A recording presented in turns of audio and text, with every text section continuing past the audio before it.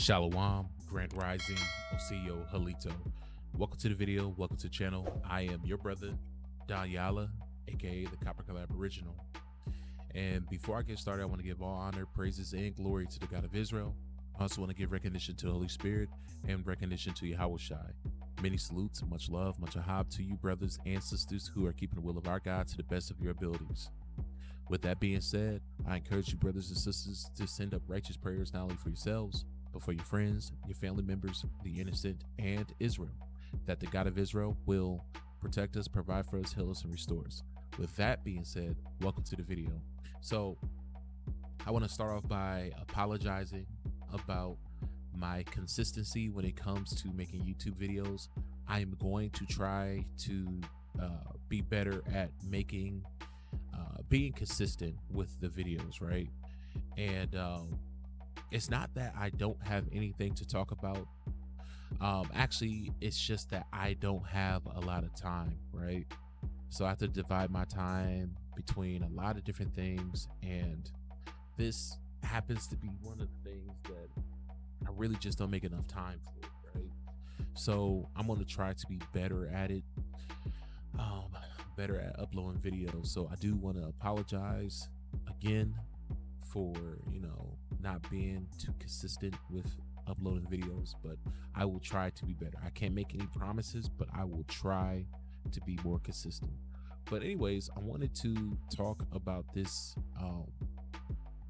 video by UBTV. Check the brother out, subscribe to him, and if you can, even try to support the brother if you can. He has I don't think he has a Cash App, but he has definitely a PayPal that you can send donations to and help him out, to further his work, because this brother, he does great work, and I want to say that I don't agree with everything that he teaches, right, or that he says, right, just like everyone.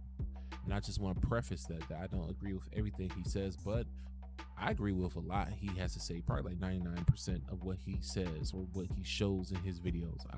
This brother, he's one of the best out there. His production game is like A1. I can't think of any YouTuber in his field that is putting in the type of effort into his production like he is. I mean, Dan Calloway, his production isn't even close, if I were to be honest. But the thing is that of course his videos, UB's videos, come out once every, I want to say every 2 months, maybe a month and a half. He drops a new video, and that's because he puts so much into his production. He puts a lot of studies and research into his productions also. So he's not just dropping, random videos that have nothing to do with anything every week like some content creators do, right? Quality is better than quantity. I don't care. I mean, if I gotta wait a month for your videos rather than getting trash videos every week or every other week, I'd rather wait, right, to get a good video. And this video is good right here. Let's see if I can remember the name of this video. It is called it's called America is Egypt, and it's called The Hidden Hand. So anyways, the reason why I want to, and watch the full video, it's actually on YouTube. It's been on there for like a few weeks now, right? Check out the full video. It is good. It is good. But what was I going to say? I was going to say we're starting more than halfway through the video. We're like at 42 minutes, right? And the reason why I wanted to bring this part out is because you have people out there who, of course, us so-called African Americans, we are, and not just African Americans, you're American Negroes, right? So you're Jamaicans, you're Haitians, you're Puerto Ricans, Dominicans, Mexicans, El Salvadorians, Panamanians, Canadians, people down in Patagonia, all the way from Tierra del Fuego all the way up to the Arctic Circle, which is in North America. And then Tierra del Fuego is the southernmost part of South America, right? Us so-called Negroes who live in these lands, we are the indigenous. I'm talking about those of us who can trace our ancestry back hundreds of years ago here in these lands. We are the true indigenous, and there has been so-called black people who have lived in those lands for thousands of years. We have always been here. The whole lie is that we got tricked into believing that we were brought over here to the Americas from across the sea. That's a whole lie. It's a trick bag to disown us. Well, not to disown us, to trick us out of our inheritance, which is the Americas, right? They tried to do this. I mean, the proof is out there. They tried to do this to other people around the land. I made a video probably about a year ago showing this brother out there in the Pacific, how they tricked him and his people out of their land and said that nobody lived there in those lands. It was just a land with no human inhabitants at all. But the truth is that him and his people were always there. And after going to like federal courts, and I think they took it to the UN. They end up getting their land back, right? I don't think that we can take our case to the UN and get our land back, honestly, because America is too valuable to the people in the UN, right? Unlike that guy's land, I forget the brother's name, but unlike his land out there, which is like a small, bunch of islands out there, right? But yeah, we are the American Indians, right?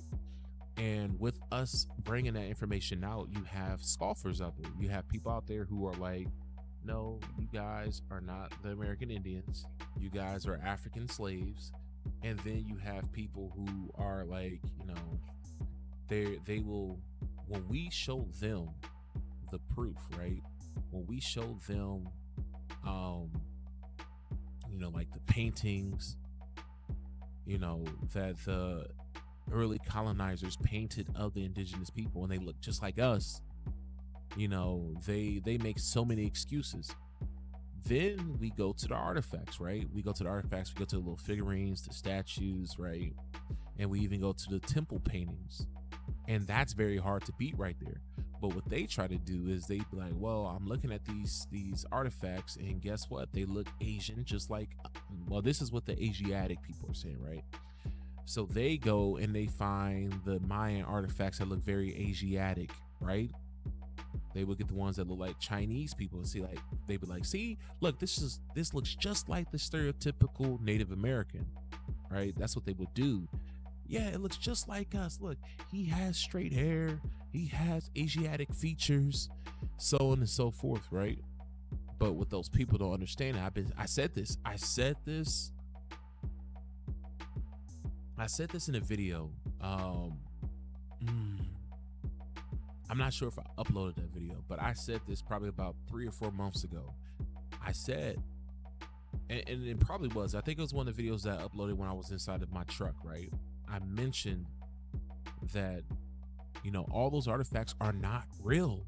They're not real. People fake forgeries. They make forgeries all the time, right?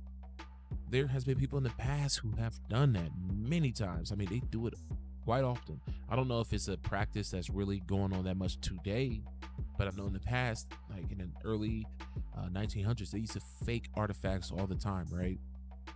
And I will tell people, like, the ones that you see look very Asiatic, those are more than likely the fake ones. Why do I say that? This is the reason why I say that. Because when you look at murals like Bonaparte, right? Bonaparte, that sounds good. Bonaparte. When you look at those murals, you don't see Asiatic people in them. You don't see Asiatic people, right? You see heavily melanated Negroid people with kinky hair, with dreads and braids, right? That's what you see. You don't see Asiatic people in those murals. Those murals are murals that they made of themselves. That mural room was sealed off. That temple was sealed off for several hundred years. That's how they depicted themselves. They didn't depict themselves with straight hair. They didn't depict themselves with light skin. They didn't depict themselves with Asiatic features. They did not do that, right? But then you have these little figurines and whatnot, right? These little artifacts that depict Mayan with these Asiatic eyes, right? And features. But you have to question that. And that's why I was saying, some of those artifacts were fake. I'm gonna go off of what I see them depicting themselves as in their murals. So when I see like little figurines depicting Negroid looking um Mayan, those are the ones that I go off of. I don't go off of the Asiatic ones. Those Asiatic ones are more than likely fake. And I'm very happy with the brother UB what he shows in this part of his documentary. Like I said, check out the full documentary, but we're about to get into this documentary, a part of it, and I'm gonna show you guys what I've been saying for a while. I'm glad that this brother went and did his research and pulled out the receipts showing that the people who display these Asiatic Mayan and Aztec artifacts are Asiatic looking people themselves, just like the brother, what is his name, who was it? It was a few YouTubers. I want to say it was the brother Sosaliha, also Monte Muse, what's the other brother's name, the researcher guy. They all three pointed out in various videos that a lot of those paintings from the like early 1900s, mid 1900s, depicting, even to this day, depicting Native Americans looking Mongoloid, looking like Chinese people, were actually drawn by Asian people, right? So it's the same thing with these little figurines. When you see these Asiatic figurines, you know, the ones with the very Asiatic eyes and stuff like that, they're being made by people that share those same features, and we're about to see right now. So anyways, let's jump into this video.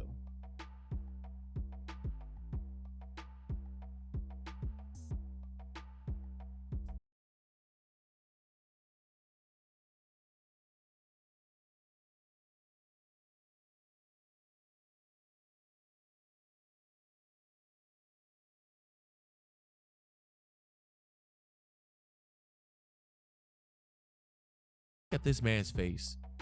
Does his face not resemble a lot of those Mayan artifacts that they pass off as being real? Like, does he not? Like, you know what I'm saying? He does. He looks just like those damn artifacts.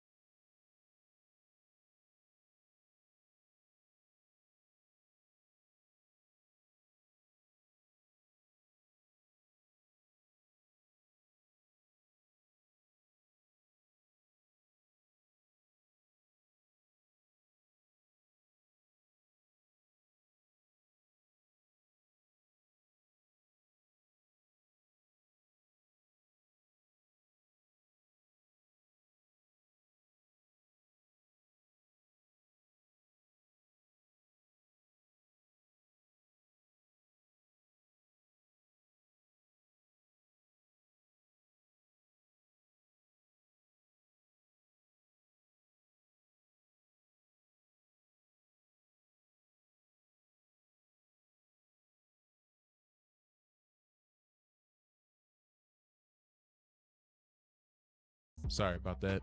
I wanted to pause right there. Now, does that not look just like him? Has the same eyes and everything. Very Asiatic looking. And these are the artifacts that these natives, all right, that these Hispanics will use to say, look, see, these are my artifacts and they look just like me. Them not realizing that those artifacts that they're passing off as being real are fakes. They're forgeries. That's why they look like this. That's why they look Asiatic. The real ones are hidden. The real ones are the ones that look like Negroes. Like literally, there are Mayan figurines and artifacts that display Mayans looking Negro. I'm talking about full lips. There's no way in hell you can confuse that with being any other group of people but so-called Negroes, right? So yeah, but when you see this stuff, when you see this right here, you know it's fake. You know it's fake. When you see the Asiatic look, I mean, look straight like a Chinese person, you know it's fake. It's not real. You know, now I know people get their feelings hurt And they want to believe that it's real, but it's not. It's not real. And it is what it is. Dated 400 to 700 and attributed to the Ramajotas culture in Veracruz. In 1970, see what his job was to do, and I refuse to believe that the people who were buying his stuff, like the Smithsonian and whatever institutions, I refuse to believe that they did not know that these were forgeries. I'm pretty sure that they probably paid him to make these forgeries so that they can paint their bullshit narrative, right? Because all he was doing was just making these artifacts look like the people who inhabit the lands today. These people, the ancient Mayan, the ancient Aztec, the ancient Incan, and all the other various thousands of tribes that were spread all over the Americas did not look like these people. They were Negroid looking people, for lack of a better word, right? Because, you know, we're not Negroes, we're not Negroids, whatever, but lack of a better term so that people can understand, Negroid, right? The people of the Americas look like so-called Negroid people. They were so-called Negroid people. If you were to take Pocahontas, her father, bring them into modern day, you would call them a Negro. And if they told you that they were whatever tribe they belonged to, you would say, "No, you're not. You're not Indian. No, you're black. You're African." That's what people today will say. Majority of people today will say, right? They weren't Asiatic people at all. That's the whole hijack. The whole hijack was to trick you into thinking that you came from Africa over here to the Americas. Then the foreigners who came over here, over time, they will tell them, hey, they will tell you and them, hey, you're from this land. Hey, you want this land, right? You want this wealth? Okay, pretend that you're these people. Yeah, we'll give you a fake culture and pass it off as being American indigenous culture. And we'll make figurines and stuff like that and paintings to look just like you so that we can further trick people into thinking that you guys were the original people here. They've done that here in America, and they attempted to do that in other places around the world, Australia being one of them. It's terrible. So my wife and I, we love the series called Alone. Well, unbeknownst to us, until like maybe a few weeks ago, we found out that there is Alone Australia. And Alone, for people who don't know, is a show where people go out into the wilderness by themselves for however long they can last out there. And the last person who's out there, they win, I think like maybe $250,000, something like that. I can't remember. But yeah. In that series, Alone Australia, the people there,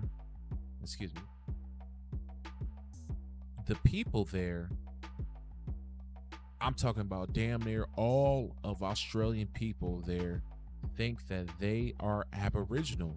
And I don't get it. I mean, they be lily white saying that they're Aboriginal. I'm like, Aboriginal to where? Aboriginal to what? Scandinavia? Aboriginal to, you know, the Caucasus area? I don't know, because you're definitely not the same thing as the people who call themselves Aboriginal to Australia. You're definitely not the brown skin, kinky hair people over there. And by the way, most of the brown skin, kinky hair people over there today, they're mixed breeds, right? Because if you look at the oldest pictures, the oldest photos of the Australian Aboriginal people back in like, I think like the 1800s, 1900s, early 1900s, when you see the pictures of them, they were dark skinned and they had hair just like this.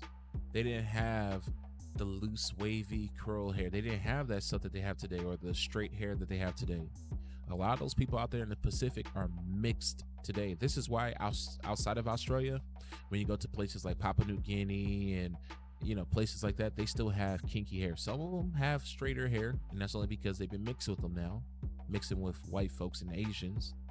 But back in the past, when it was undisturbed for the most part, they still looked like how they were supposed to, which is like me, right? But today in Australia, you have a bunch of white folks running around saying that they are Aboriginal Australian. I'm just like, really? Really? Now, I do know that there are quite a bit of people in Australia that actually have Aboriginal ancestry, right? They may have like a great grandparent, and when you break down their parent tree, like maybe 1 out of 16 of their grandparents is Aboriginal, right? So if you went back to like their great great grandparent, only one of them is like Australian Aboriginal, which by proxy makes you a white person, not Aboriginal at all. You may have like a little bit, a tiny bit of American Aboriginal ancestry, but you're not Aboriginal. And it's funny because that 1 out of 16 grandparent, right? Out of 16 great grandparents, if you go back great great, because you have 4 grandparents, right? And then when you go back again, you have 8. So when you go from grandparents and then you go to great grandparents, you have 8 great grandparents, right? And then when you go back to great great grandparents, you have 16 grandparents, right? Of that generation. So when you go there, because that's usually where most of them have that, if they do, they have that Aboriginal ancestor, it's usually their great great grandparents. And the crazy thing is that great great grandparent is a mixed breed themselves, right? Because they were breeding with them since like the late 1800s, trying to wipe them out. Check out the movie called Rabbit Proof Fence. It's actually a good movie, going in detail showing how they were trying to breed these people off the land and trying to trick them off of their land. So it's not a new trick. They did it to us, it worked on us, and then they tried to do it later on with not much success. Not because the people were resisting, but because people were starting to become humanitarians and things like that, and they tried to save these people from being wiped out, like how they did other people around the world. So yeah, it's just crazy how they do that. I mean, we have the same thing that happened here in America. Like I said, you have these $5 Indians who you have straight up white folks. And look, I understand there are white folks out here that do have American Indian ancestry. I get it. But that does not make you an American Indian. You just have American Indian ancestry, right? Now, us so-called Negroes, we are American Indian. Our ancestors, the so-called African ancestors that we had, they were nothing more than American Indian. So we are majority. Sure, us American Negroes do have a little bit of other things in us, right? But majority of our DNA, majority of our build is American Indian. We look just like our ancestors. We look just like our American Indian ancestors. So we can't claim anything else. Yeah, we may have Irish ancestry, or we may have Chinese or Japanese ancestry, but if it makes up like 1/16 of your ancestry or 1/8 of your ancestry, then you're not. I don't think you can claim it, because I think like having it as 1/4 of your ancestry is a little bit shaky, right? Now, if you're half, okay, now I can see you claiming either side or both sides, right? But that's not usually the case with the white folks over here, like like the Patawomic tribe. I'm telling you guys, y'all need to check out that video. You know what? I'm gonna pull it up right now. Give me a second, but just let your boy pull it up real quick. Let me pull it up. Yeah, don't worry. We're gonna get back to UB's video, but I wanted, because it's always a good laugh. It's hella of disturbing at the same time, but it's a good laugh. It's recognizable. Everybody within the tribe knows what a neopod is. Even if they don't know exactly like how to fish them or how they were fished or who made them or how to make them, they all recognize what a neopod is. Now, I do think that there's maybe like a few melanated people in the tribes, maybe like 1 or 2. I think I saw a photo with 1 or 2. It could have been in another tribe. I'm not sure, but these are $5 Indians. They paid to become Indian. They paid to be Indian. Their ancestor, who they can go back into Dawes Row and find being listed in that Dawes Row, were people who paid to be in that row. Symbol of our persistence on the landscape. It's something that brought us through hard times, but it's also something we were able to carry from our ancestors right on up until today. Your ancestors from Europe, that's probably what you're talking about.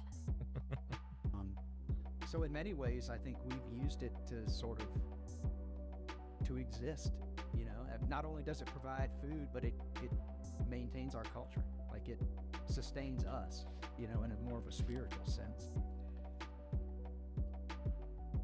You know, we've resisted colonialism with it. We've resisted sort of the whole modern world with this eel pot. While we still live in the 21st century, there are all these echoes of the past in the Potomac community, and this is one of them. And it's a very important one because of what it says about us. I'm Brad Hatch, member of the Potawatomi Indian tribe. This man looked like he stepped off a boat from Ireland. I'm weak. Like, I'm not trying to be excuse me, I'm not trying to be racist or an asshole or anything like that, but I'm just being truthful. People don't like the truth. This man is not Potawatomi. He is not Potawatomi at all. Potawatomi is down there in Virginia, right next to tribes that I descend from. Pocahontas people had affiliations with the Potawatomi people. Pocahontas was as black as night. Her father was black, like literally documented as being black Negroes with kinky hair. So why are the Potawatomi people going to look anything like this guy or like the stereotypical Native American? It makes no sense at all. Potawatomi, please, dude, you are. This is probably the most hilarious tribe because I've never seen a tribe so white before. Like, I know in the Cherokee Nation, they have white leadership. I know that they have white leadership in a lot of these tribes and stuff, but at least in some of these tribes, you see, at least in most of these tribes, you see melanated people, you see mixed breed people and all that, right? But this is probably like the only tribe that I've seen that's like almost entirely filled with white folks, and they will sit there and claim that they are Indian. Talking about colonialism. You survived colonialism? Dude, you are colonialism. I mean, to me, it is crazy, guys. It is crazy. I don't get it. County, Virginia, and I am part of the Virginia Folklife Master Apprentice Program. I'm a master eel pot maker. Potomac Indians are one of 11 state-recognized tribes in Virginia. We have a lot of history dating to the first decades of English colonization here in Virginia. John Smith encountered us in 1608. You are John Smith. What are you talking about? He said John Smith encountered us. That's what I'm talking about. When you are, this dude is probably like 1/100th, if anything, if he has anything, because a lot of, like I said, a lot of these white folks who have who claim to be American Indians, they have little to no American Indian ancestry. And their ancestors who are on the Dawes Road as American Indian were actually imposters. They were imposters. Like the what's his name? His name was like, I think his name was like John something, but he was the principal chief for the Cherokee back in the 1800s. Y'all know who I'm talking about. He's the white guy with the weird eyebrows. He looked like a witch or something, right? That man was an imposter. He was not an American Indian. By no means, by no stretch of the imagination was that man an American Indian. How do I know? Allegedly, his mother was supposed to be Cherokee and his dad was English. And if you have the mindset of today, you're like, oh, well, if you have if you believe in the falsehood of what an American Indian is, which is light skin, straight hair, you'd be like, oh, well, that makes sense. A light skin, straight hair person procreating with a white person will make a pretty white looking person, right?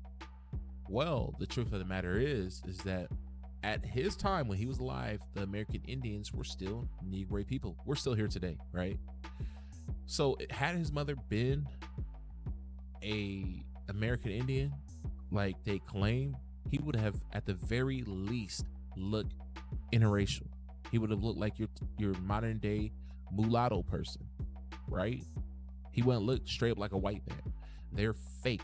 They're not real. So when these people claim that they belong to these tribes, it's because their ancestors who enrolled in these tribes were fakes. They were fakes, period. But anyways, let me see if I can find another video real quick. Just another video so we can just laugh at these guys.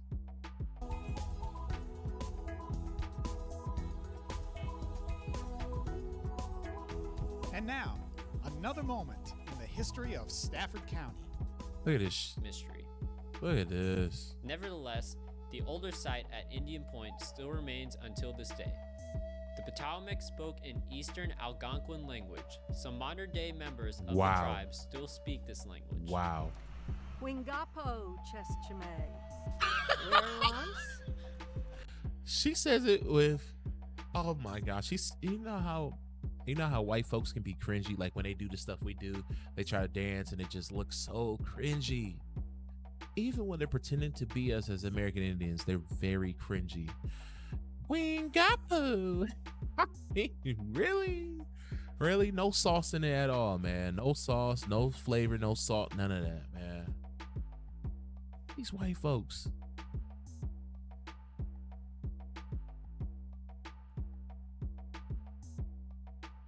Krenapo. Near Nokomis.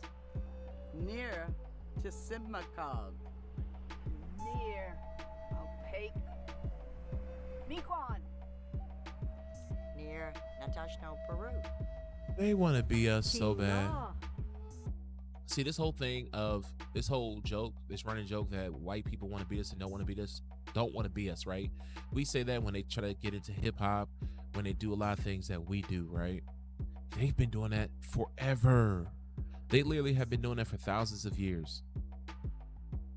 Everything that we do, they try to take over. This is just another part of it. They've been doing this. They've been trying to erase us and be us. The movie Get Out is more fact than it is fiction. It's realer than you can imagine. Kina. The language. Okay, I'm done. Let's get back to you, B. Let's get back to that, brother. But I just wanted to point out that you have fake people, you have impersonators everywhere.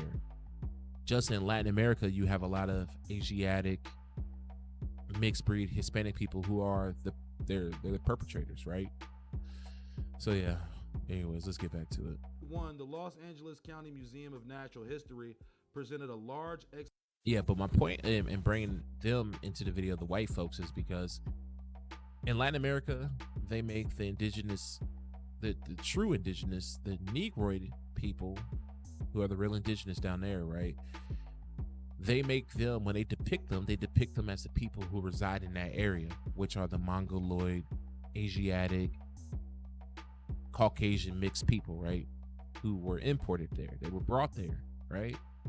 While here in, the United States, they make them look not only like the Asiatic native people who are also imposters, but they make them look like white folks too.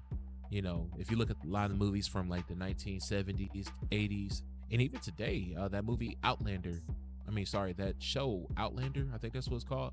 They were depicting the American Indian with white folks, right? So we seen it even in this modern day era, where they would depict American Indians looking like so-called white folks. We know the crying Indian, he was an Italian guy, fake, and then you have white folks like these people who I just showed you impersonating us. And then when they make art of American Indian, they either depict them as Mongoloid or white folks. They don't depict them how they really were, which were Negroes, right? So anyways, let's get back to it. exhibition entitled Ancient Art of Veracruz. Laura later recognized many exhibits as his work. In July 74, Mexican I'm gonna run that back real quick so you guys can hear that again. is illegal. Some of the works were sold by the Morton D. May collection at the Metropolitan Museum of Art, dated 400 to 700, and attributed to the Ramajotas culture in Veracruz. In 1971, the Los Angeles County Museum of Natural History presented a large exhibition entitled Ancient Art of Veracruz. Lara later recognized many exhibits as his work. In July 74, Mexican police arrested a group of what appeared to be antique smugglers, with Brigito Lara among them. An antiquities expert declared Lara's forgeries genuine. While serving his prison sentence, Lara requested fresh clay. So you hear that? So he got arrested for smuggling artifacts, right? But he said, hey, these are not real artifacts. These are actually mine. I made them myself, right? To prove his innocence, and created just the items he was accused of smuggling. The same antique expert declared them genuine as well. Wow. So he gets arrested for allegedly smuggling Mayan and Mesoamerican artifacts, right? So what he does, he hollers at the judge like, hey, can I get some fresh clay so I can show you that these are forgeries? These aren't real. I made them myself, right?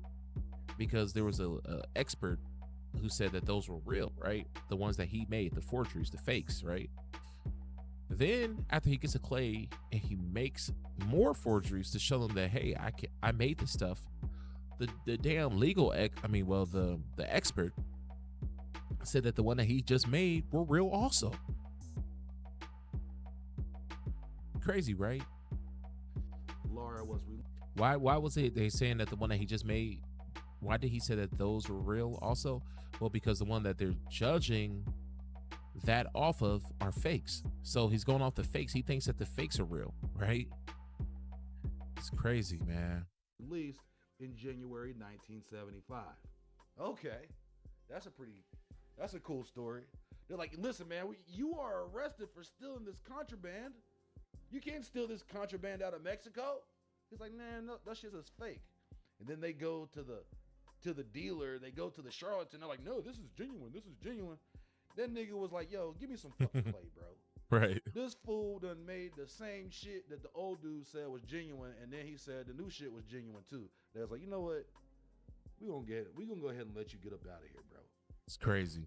The Museo de Antropologia de Jalapa later hired Lara as a restorer and to recognize. See, now look at that one back there. You see that one back there? Look like a Negro, right? This one right here, Negro. Back here, Negro, right? Those are the ones that are more than likely real. The ones that look Asiatic, throw that shit away. It's trash. Forgeries. In 87, Lara.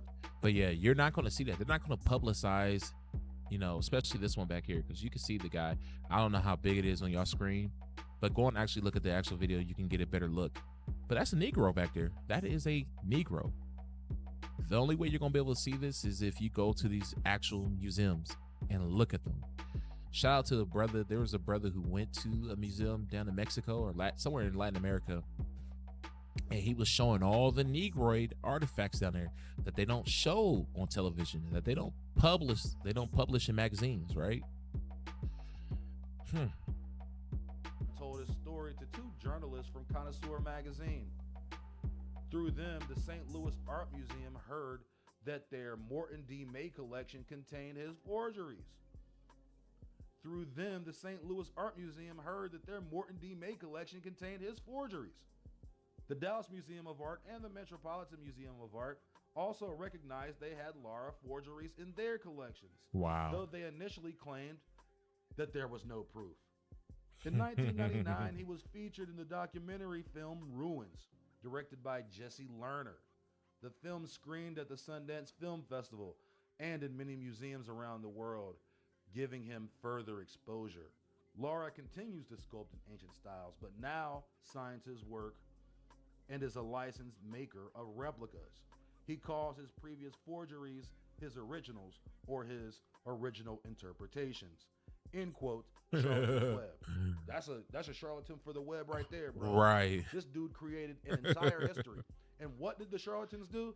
They put his work in museums and called them genuine and dated them 1,000 years old. So this guy sculpted something 20 years ago, and then they actually say that his sculptures are older than the entire Mississippian civilization. Just to put that bullshit into perspective. That should let you know that the chronology attached to most of these findings is bullshit. That should also let you know radiocarbon dating is bullshit, which we've discussed ad nauseum in The Smartest Beast in the Field. He created entire civilizations of fake artifacts. There's one report that says that it could be up to 80% of these new so-called artifacts are actually forgeries. So yeah, he's the hidden hand creating 80%. That's because I'm sure most of the real stuff is either destroyed or hidden, right? But 80% of the stuff that's sitting in these museums, because remember, he created over 40,000 forgeries. So majority of the stuff that you're seeing around the world depicting Mayan, and a lot of them depict Asiatic looking people, they are fakes. They are fakes. And I'm sure he's not the only one. I wanted to bet money that the Smithsonian probably hired this guy, and then he got busted by the Mexican government, and then he had to prove himself, and the Smithsonian probably came in too. Was like, you know what? No, this guy's making a fake narrative for us. Let him go. Let him go. Man, it's crazy. Forgeries, but who is the hidden hand saying that those forgeries are legit? So we know that there's a hidden hand that's keeping legitimate artifacts from ever seeing the light of day. Exactly. Because a nigga could make something in 1985, and they say that shit's from 1985 BC. Right. And then they hang it in a fucking museum. Right. And we just take their word for it. And all the yuppies at the wine mixer stand around a piece of shit made 20 years ago and talk about how ancient it was. You're right. Don't give me a forgery that looks like everything that's not forged. Because they had a specific look and design, he was keen on forging things to look like certain things. If you're going to give me a forgery, give me a good forgery. So you can tell that even the curators at the museum, he knew exactly who his customers were. He was looking for yuppies. And he played them. Not only did he play the yuppies, he played yuppies and he played the authorities. Because once they arrested his ass, he's like, nigga, that was a fake, man. You know, I'm out here faking this shit. I know I told you it was real, but it got too real when y'all took me to jail. It's actually not real. I can prove it. Fucking Phil at the wine mixer. Oh, look at this. It's ancient. Oh, yeah. Shut the fuck up, Phil. Shut up. Let's go to Quora. Would the Mississippian culture have any awareness of the existence of the Aztec culture? This is from Dr. Andrew McKenzie. Anyways, I'm gonna stop it right there. You guys, like I said, y'all can check out the full video. It's really good, man. It is really good. Man, like I said, his production is A1. A1. I love how he makes his documentaries. They are, I feel like, actual documentaries. You have people all the time who say, yeah, check out my documentary or watch this documentary, and they don't feel like documentaries, right? But this feels like professional work. And I would have to say he's probably the only person in the American Aboriginal community who does professional. Dane Calloway's documentaries, I'm not trying to make him beef or anything like that. I'm just telling how I feel, because Dane is a big one. He has a bigger following than you be. Dane's his productions are nowhere near as good as this brother. Oh my God, this brother, his work is magnificent. But yeah, I'm not gonna go too much longer in this video, but you know, this is a video to, you know, to let people know, you know, we know who we are. You know, not all of us. Some of us still believe that we're Africans, but there are people more and more. I literally was speaking with someone just like 2 weeks ago, and randomly, you know, we were just talking, and she's like, do you believe that we're from here, that we've always been here? And I was like, yeah. I was like, oh, of course. She was like, yeah, I've been doing a little bit of research, and you know, I came to that conclusion too. And I asked her, I was like, well, have you watched Dane Calloway? She was like, no. She didn't know who any of these people were, and but she knew by doing her genealogy and her research, she came to that conclusion. But we're waking up, we're finding out who we are. I mean, even when I talk to people randomly, like, hey, we've always been here, right? And they be like, yeah, I know that. It was like, do you watch such and such? I'm like, yeah, I watch that person too, but we're starting to the veil is starting to be lifted, right? We're starting to really realize who we are. But anyways, guys, I gotta get up out of here, so I will talk to you later. Peace out, shalom, and may the God of Israel bless all of those who do his will. Peace.